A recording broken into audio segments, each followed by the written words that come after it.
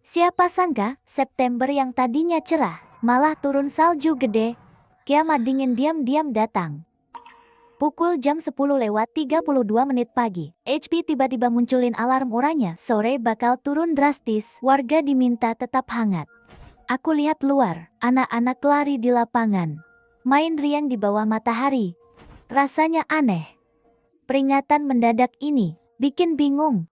Padahal cerah banget, kok tiba-tiba mau dingin? Pas mikir, bunyi HP narik pikiranku balik. Pas ku cek, alisku langsung mengernyit. Top up langsung diskon 50%. Butuh duit darurat. Tolong ada yang di Prof M Kota S? Obat demamku bayar double? Atau akun game gratis? Di grup gameku, tiba-tiba muncul banyak yang jual akun. Kelihatannya panik, dan ada yang dari Prof M Kota S. Kebetulan satu provinsi, tepat kota sebelah. Lihat pesan ini. Aku langsung gak tenang. Pas nengok lagi, langit tiba-tiba lebih gelap. Lapangan udah kosong. Tak lama, mulai ada orang di gerbang. Guru mulai antar anak turun. Aku mulai gelisah. Jadi turun cari tahu. Pas ada orang tua yang ku kenal jemput anak. Sambil nunggu dia ngobrol denganku. Bunian, cepat bilang ke kepala sekolah. Guru juga cepat pulang. Kenapa? Lihat aku kaget. Dia tarik aku ke samping, kota es sebelah udah turun salju. Dadaku langsung sesak. Baru September udah salju. Barusan aku juga dapat info dingin. Rasanya kayak palsu, kayaknya gak nyata. Suamiku udah beli stok makanan. Bunian jaga diri ya. Pas ngomong anaknya keluar. Sebelum sempat kutanya lagi. Dia langsung narik anaknya pergi buru-buru. Bahkan gak pamit. Aku lihat orang tua lain sebentar. Semua buru-buru. Aku cepat balik ke kantor. Di tangga aku langsung telepon rumah. Ternyata ortuku lebih cepat tahu. Stok barang udah sampai. Sekarang, ayah lagi pasang pelindung dingin di rumah. Ibu lagi nyetir jemput aku. Nian cepat beres-beres. Ibu hampir sampai te kamu, ikut pulang ya. Dingin kali ini nggak bagus. Iya bu. Oh ya semua lagi numpuk stok. Kok kalian geraknya cepat? Barang udah siap semua. Bahkan bagi tugas jelas, ibu kayaknya gak mau nutupin lagi setelah pastiin gak ada orang. Dia langsung jujur bilang, mungkin kamu gak bakal percaya. Aku sama ayah ikut tren anak muda, kami lahir lagi. Pas ngomong aku masuk kantor, aku langsung ketemu kepala sekolah. Aku baru dengar soal lahir lagi, isi kepalaku kacau. Wajah kepala sekolah pun buram. Suaranya juga terasa jauh. Nian cepat kasih tahu guru. Telepon semua orang tua. Dalam 15 menit semua anak harus dijemput. Aku bengong sebentar. Lalu langsung paham. Tanpa tanya langsung kulakuin. Kayaknya di saat bersamaan. Semua orang di gedung sibuk. Semua sekolah kota diumumkan libur. Dan diminta siap hadapi dingin. Setelah naik mobil, ibu cerita detail soal hidup dulu. Semua detail penuh dingin dan takut. Aku lihat luar. Mobil makin padat. Orang jalan bisa dihitung jari. Angin makin kencang. Dengan jelas, langit mulai gelap. Aku buka kaca sedikit. Angin dingin langsung nyamber. Dinginnya kayak pisau musim dingin. Aku langsung tutup kaca. Ibu lihat aku gemetar, langsung nyalain pemanas. Rumah gak jauh dari sekolah. Kami cepat sampai rumah. Ayah udah nyalain semua alat pemanas.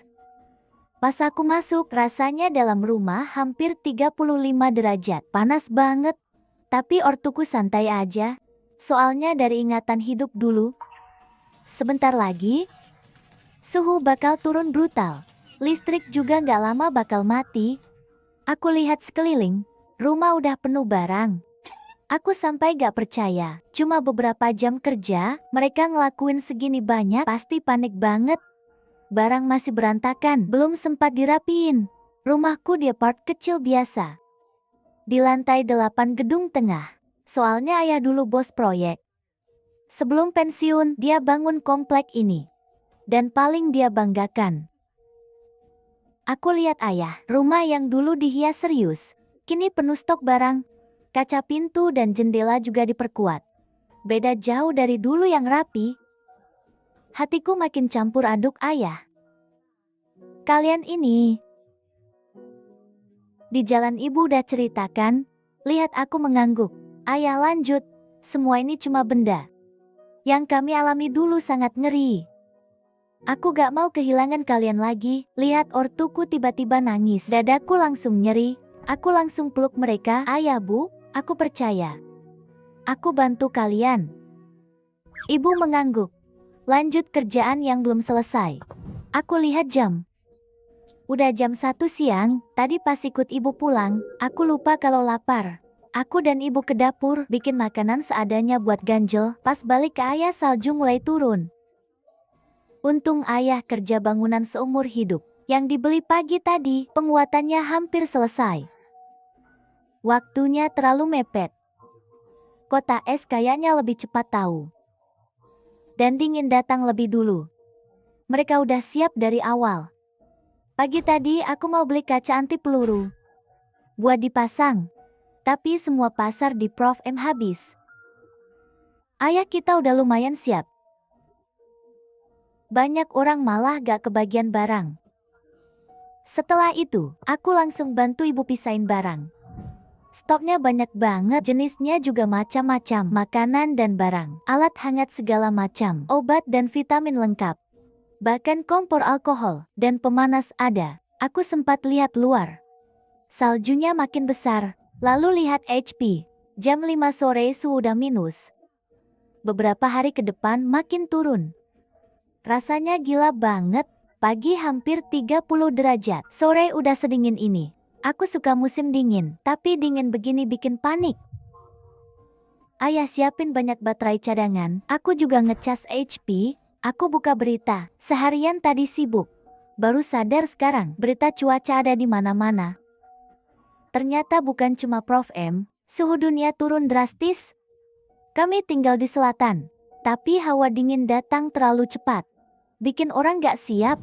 Ayah masih khawatir, mulai pasang lapisan anti pecah di kaca. Ibu pergi masak, aku bantu ayah. Setelah selesai, kami duduk rapi di meja makan. Tadi sore rasanya dingin. Sekarang AC rumah panas penuh. Hotpot juga mengepul, badanku langsung hangat. Kami makan hotpot dengan puas. Malamnya kami duduk dekat jendela. Pegang teh jahe gula merah, akhirnya ada waktu istirahat, dengar cerita lengkap ortuku, tentang hidup dulu mereka, sampai tengah malam. Lama setelah cerita selesai, aku masih nangis terus. Di hidup itu ortuku sial, salju besar, dan dingin mendadak nutup kota. Mereka susah payah, datang dari 2 tempat buat cari aku. Tapi pas sampai TK, tempatnya udah kosong total. Pas pulang juga, aku gak ada di rumah. Aku juga gak tahu, di hidup itu aku hilang di mana. Mungkin di jalan pulang. Atau saat ortuku cari aku. Tanpa persiapan apapun, akhirnya tumbang di salju minus 70 derajat dan gak pernah bangun lagi.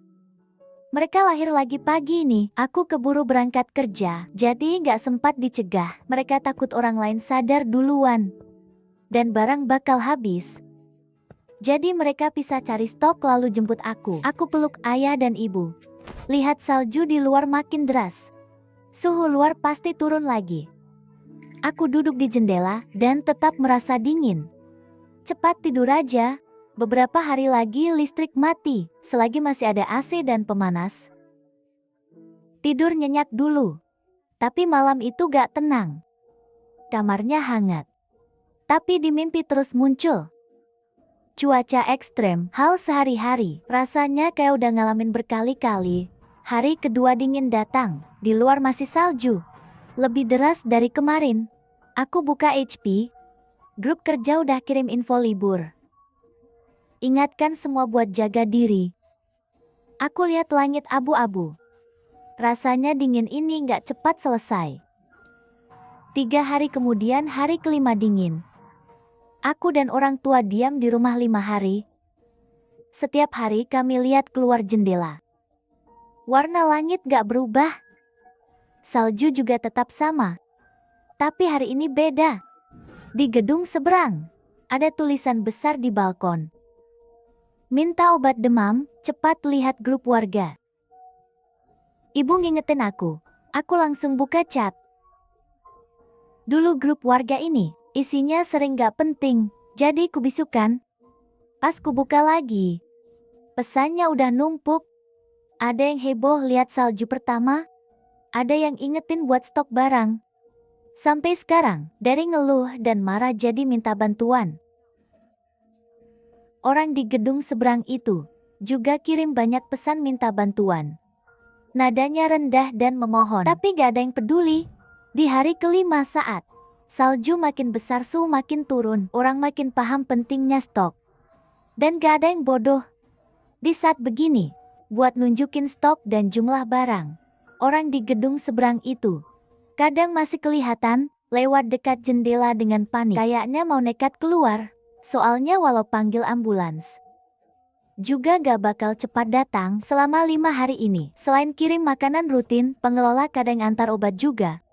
Aku dulu selalu abaikan grup warga. Baru sadar, pengelola rutin kasih warga tetap stok sederhana.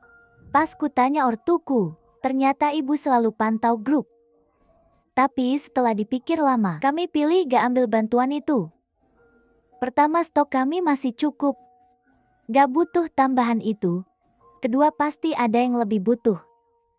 Barang dari pengelola, kalau bantu orang juga bagus. Mulai hari kelima, salju makin menumpuk dan terus naik.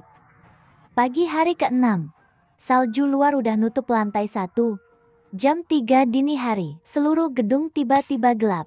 Sisa listrik terakhir akhirnya hilang. Aku udah siap mental, tapi gelap mendadak ini tetap bikin kaget. Aku raba senter di samping ranjang. Pas ke ruang tamu, ayah udah nyalain pemanas. Api oranye menjilat arang. Hangatnya pelan menyebar. Wajah ortuku jadi hangat. Jangan takut, arangnya cukup sampai semi. Air ledeng mati dari semalam. Aku udah siapin 3 tong air. Ditambah air minum yang dibeli. Cukup buat lama. Hari-hari berikutnya, tanpa listrik, tanpa sinyal. Dunia di luar jadi lautan es. Seluruh kota tertutup salju tebal. Kadang terdengar kaca pecah dari jauh. Orang di gedung seberang yang cari obat gak pernah kelihatan lagi. Sampai hari ke-16, mulai ada yang ketuk pintu. Seorang ibu nangis di luar. Katanya suaminya demam, gak ada obat. Minta 1 pil penurun panas. Aku paham obat di rumah kami lengkap. Tapi tiap pil itu berharga. Gak ada yang tahu harus bertahan berapa lama. Aku tahu akhir orang terlalu baik di kiamat. Kami gak menjawab. Tangisan di luar segera berhenti. Langkah kaki makin menjauh. Setelah itu ada beberapa lagi. Ada yang lapar minta roti. Ada yang kedinginan minta arang. Kami tetap diam. Hari-hari terus berjalan. Aku sering bayangin pensiun santai. Malah lebih cepat datang. Di kiamat dingin ini. Dan benar-benar kurasakan. Tanpa internet pun gak masalah. Aku buka drama yang udah diunduh. Bosan lalu main game offline kecil. Orang tua malah tenang. Mereka jalani hidup damai. Dunia berdua milik mereka. Hangat di rumah kecil ini. Lebih kuat dari dingin luar. Sampai pertengahan Desember, salju akhirnya mulai mencair.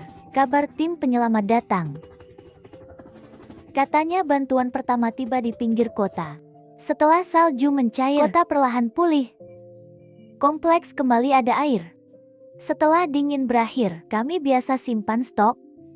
Cukup buat 3 bulan. Aku kembali ke TK. Lanjut kerja administrasi.